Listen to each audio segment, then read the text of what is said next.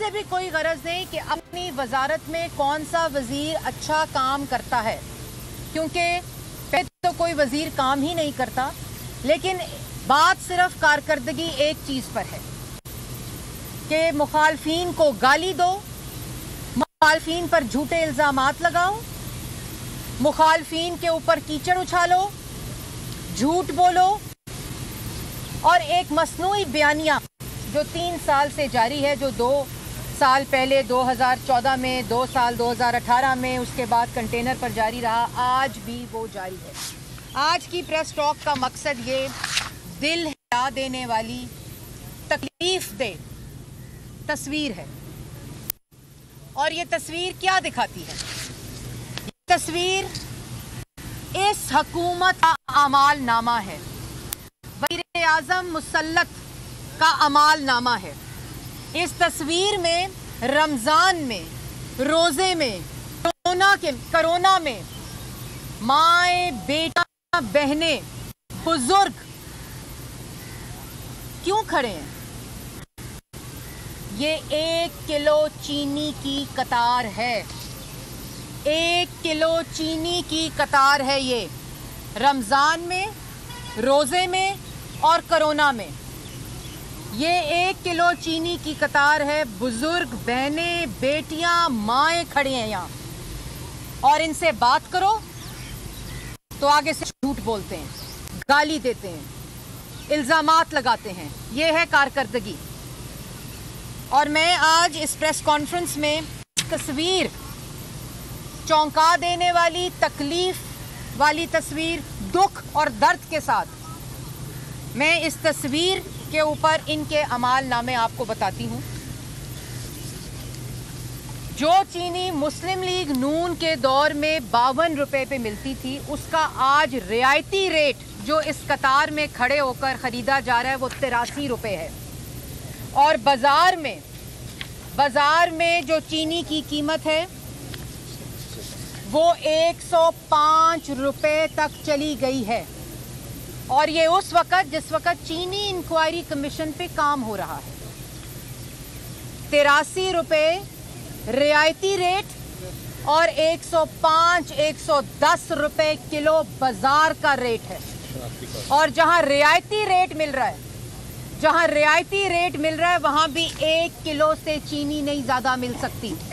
ये है 1 किलो चीनी की रियायत, 83 रुपए रियायती रेट के ऊपर 1 किलो चीनी की कतार, और वो भी शनाख्ती कार्ड दिए बगैर। मतलब जो 1 किलो चीनी की कीमत 83 रुपए दे रहा है और 105-110 रुपए दे रहा है, वो शनाख्ती कार्ड देकर ली जा सकती है। और 52 रुपए चीनी वाले चोर थे, और ये जिन्होंने पाकिस्तान की आवाम को इस तकलीफ में डाला हुआ है, वो झूठे मुसल्लत करदा टोला रोज झूठ बोलता है। उसके बाद इनके अपने Pakistan bureau of statistics sensitive price indicators, जो मैं आपको 2 चीज़ों का मुआवजा बताऊंगी। पहले तो जो मेरी जवाब में फ़ौरन कतार लग जाएगी किराए के तर्जुमानों की, झूठों की, उनको लिए मैं इतला दे दूं कि ये जो जितने रेट्स मैं अभी पाकिस्तान की आवाम को आपके तवस्सुत से बताऊंगी वो तमाम रेट सरकारी हैं, हुकूमत के अदादो शुमार हैं, पाकिस्तान ब्यूरो ऑफ स्टैटिस्टिक्स की रिपोर्ट है, और उसके साथ साथ जो सेंसिटिव प्राइस इंडिकेटर्स हैं 2 तरह के। एक वो हफ्ता जब वज़ीर आज़म ने रमज़ान से पहले एक बयान दिया कि मैं खुद मॉनिटर कर रहा हूँ रमज़ान के रियायती रेट्स को, सस्ते बाज़ारों को मैं खुद मॉनिटर कर रहा हूँ। उसमें एक हफ्ते, जो पिछला हफ्ता था 15 अप्रैल तक का, उसमें 19% महंगाई बढ़ी है, 19%। और फरवरी के बाद कोई भी एक महीना ऐसा नहीं, कोई भी एक हफ्ता ऐसा नहीं जिसमें जो महंगाई है वो 13% से कम हुई हो। ये है वो अमालनामा। फरवरी के बाद कोई भी ऐसा हफ्ता नहीं महीना नहीं जिसमें 13% महंगाई ना बढ़ी हो। और रमज़ान के हफ्ते में जो अप्रोचिंग टू रमज़ान था 15 अप्रैल तक का, उसमें 19% महंगाई में इजाफा हुआ है। और उसके साथ साथ जो कहते हैं ना मईशत बेहतर हो रही है, मैं भी उस पर आऊँगी, इनकी माशी सूरत हाल की बेहतरी पे भी मैं भी आती हूँ। लेकिन अगर आप सिर्फ जो खाली मुर्गी है, जो मुर्गी है फार्म ब्रॉयलर 1 kg लाइव, इनकी अपनी रिपोर्ट के मुताबिक 1 kg वो 138.79 रुपये पर केजी थी। और सिर्फ इस साल अगर मैं उसका मुआवजा करूं इसी तारीख से कि पिछले साल 16 अप्रैल को ये क्या थी, तो उसी चिकन की कीमत जो थी वो 138.69 और इस वक्त 265.82। आसान लफ्ज़ों में 139 पिछले साल और 266 इस वक्त। उसके साथ साथ टमाटर पर किलो पिछले साल 30 रुपये, इस वक्त जो इनकी रिपोर्ट है उसके मुताबिक 55 रुपये हो चुकी है। उसके साथ साथ जो अंडे हैं, अंडे कट्टे मुर्गियों वाली हुकूमत, जिन्होंने अंडे के जरिए अवाम को गुर्बत से निकालना था, उसकी पिछले साल इनकी हुकूमत में 114 रुपये दर्जन अंडे और इस वक्त 166 रुपये दर्जन अंडे। और उसके साथ साथ मैं ये भी बताती चलूँ कि जो तेल है, जो पकाने का तेल है, वो पिछले साल 1283 रुपये, इस वक्त 1540 रुपये और उसमें 20% इजाफा हुआ है। इस तरह अंडे में पिछले साल में 46% इजाफा हुआ है।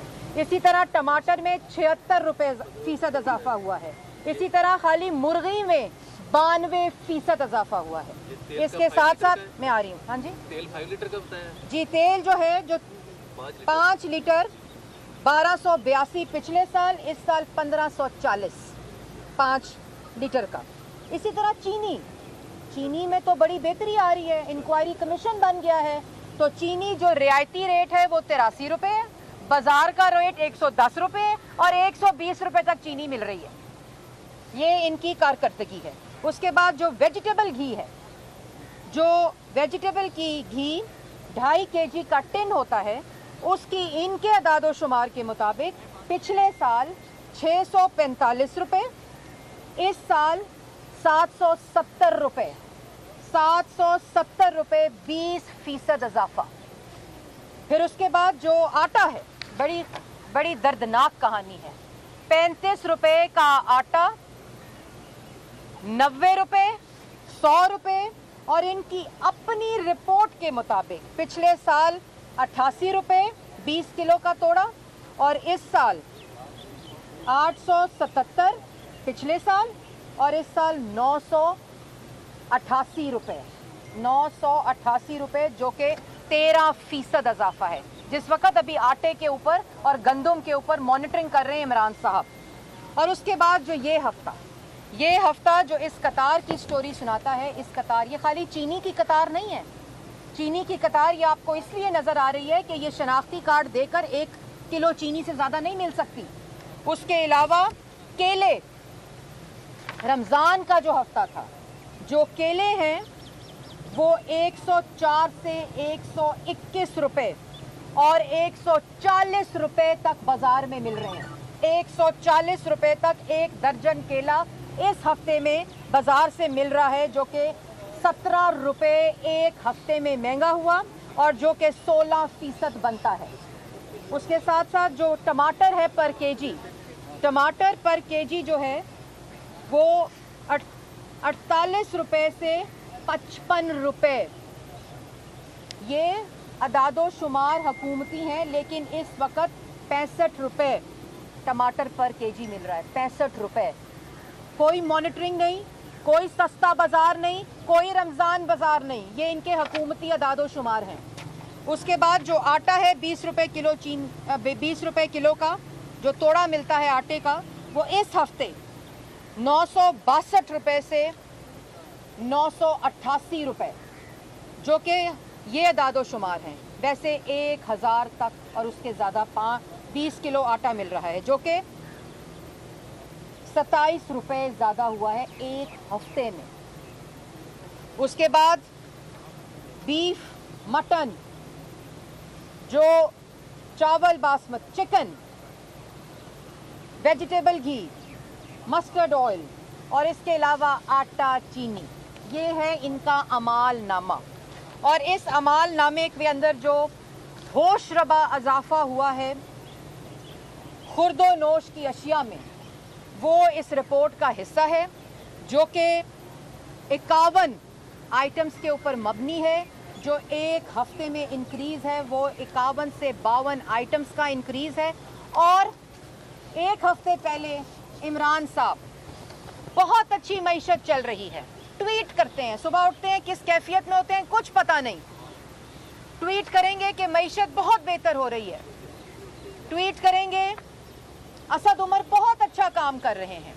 हैंडसम वजीर आजम का 2018 में पोस्टर बॉय असद उमर साहब ने बहुत अच्छा, और वो आइंस्टाइन है, वो पता नहीं अरस्तु है, वो पोस्टर बॉय है, 20 साल से उनका एक्सपीरियंस सिर्फ ये है कि उनको पता है कि इमरान साहब ने उनको फाइनेंस मिनिस्टर बनाना है, जिन्होंने तारीखी रिसेशन में मुल्क को धकेला।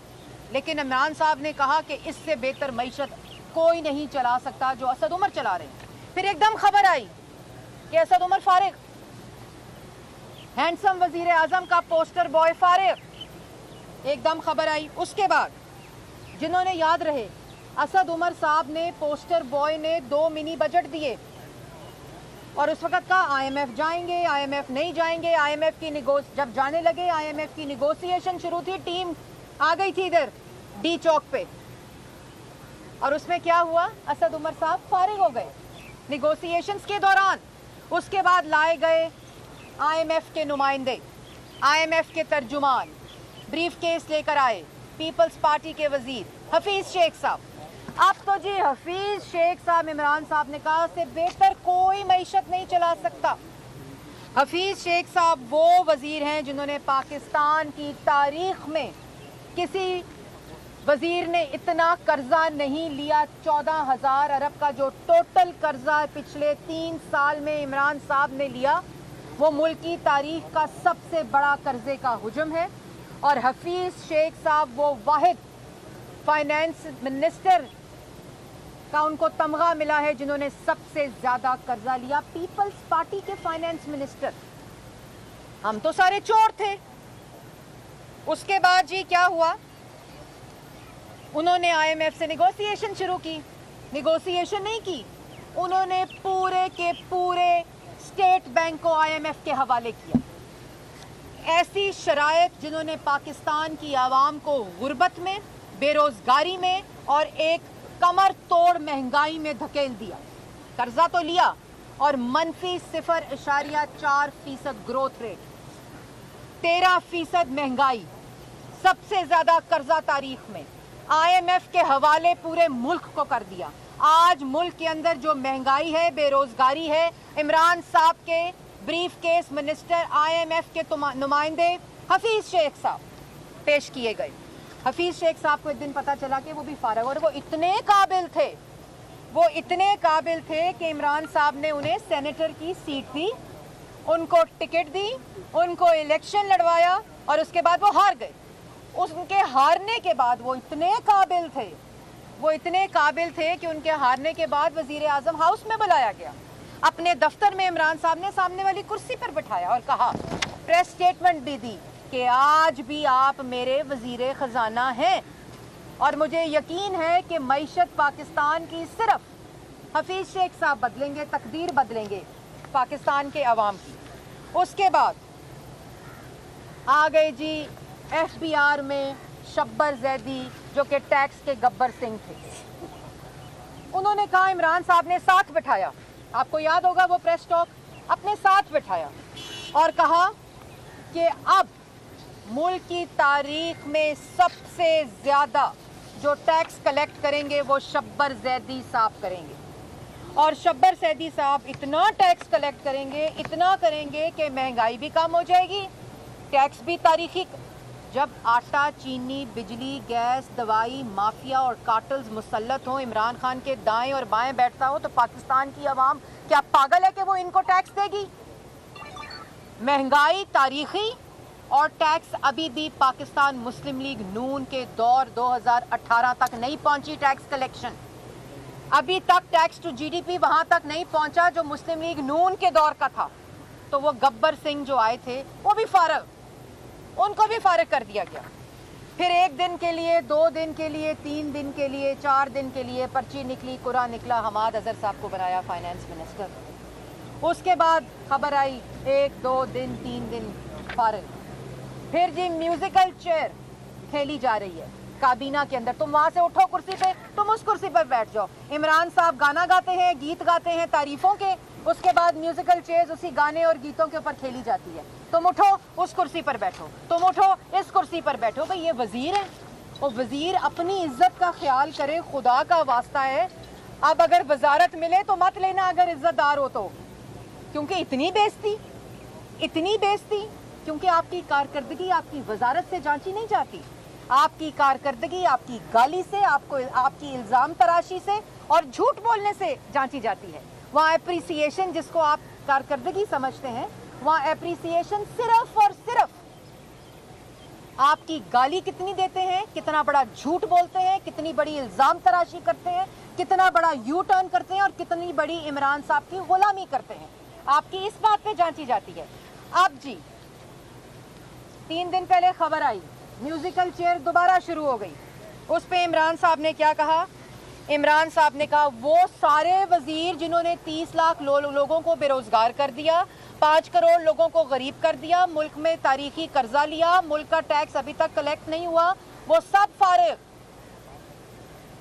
क्योंकि वो तो ऐसी ड्रीम टीम थी, हैंडसम वजीर आजम से लेकर, पोस्टर बॉय से लेकर, उसके बाद आइंस्टाइन से लेकर, पीपल्स पार्टी के वजीर से लेकर, गब्बर सिंह से लेकर, अब आ गए जनाब कौन? पीपल्स पार्टी के दूसरे वजीर शौकत तरीन साहब, जिनके अपने दौर में ग्रोथ रेट मनफी था और 16% महंगाई थी। और पहले तो मुझे ये बताएं कि जब यहाँ कंटेनर पर बिजली के बिल जलाए जाते थे, हुंडी के जरिए पैसे मंगाओ, बंद कर दूंगा, मेरे पास 20 साल से फाइनेंस टीम बन रही है। पहले तो मैं पीटीआई के लोगों से ये पूछना चाहती हूँ, उनके जो काबीना में लोग बैठे हैं उनसे पूछना चाहती हूँ, जो पार्लियामान में बैठे हैं, कि आप में इतनी काबिलियत नहीं है कि आप पाकिस्तान तहरीक इंसाफ के वजीर खजाना बन सके?